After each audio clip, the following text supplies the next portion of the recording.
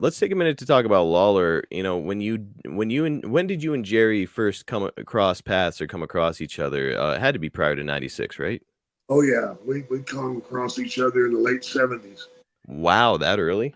Yeah, Do you remember the circumstances? yeah. I went to Memphis and starved for 3 weeks. No shit. Yeah.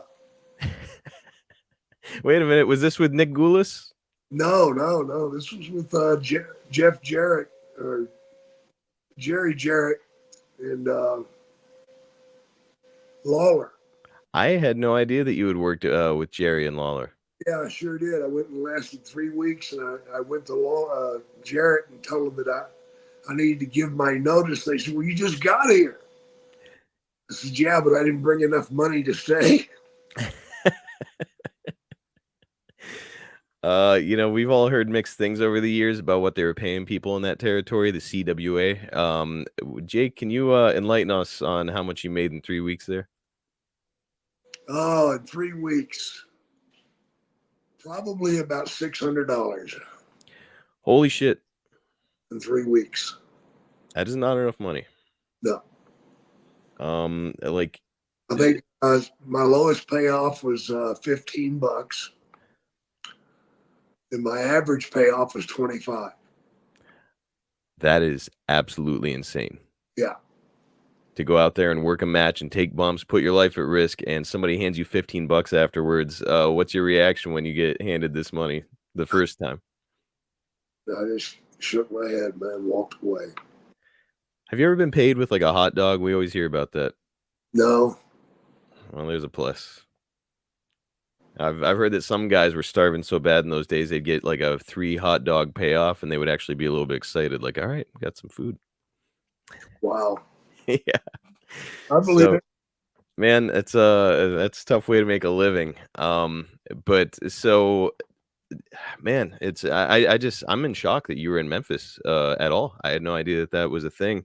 Uh And actually, now that I think of it, though, when we did the episode about November to Remember, when Tommy Dreamer filled in, he told a story. Let's see if you remember this, where the angle is he's in the ring with Jerry Lawler, and the lights go out, and when the lights come back on, Lawler's down, and there's Jake the Snake Roberts in ECW knocked him down, and Tommy told the story that when the lights were out, he heard Lawler give a big oof, like he heard like all the wind get knocked out of him.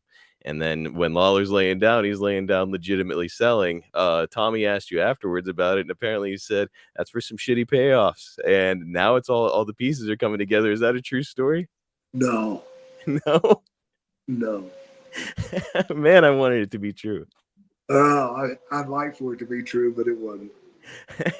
When Tommy said that on the show, I was like, he has to be mistaken because I don't think Jake ever worked in that territory, but here you did. So I was like, oh my gosh, all the puzzle pieces are fitting together, but maybe not so much.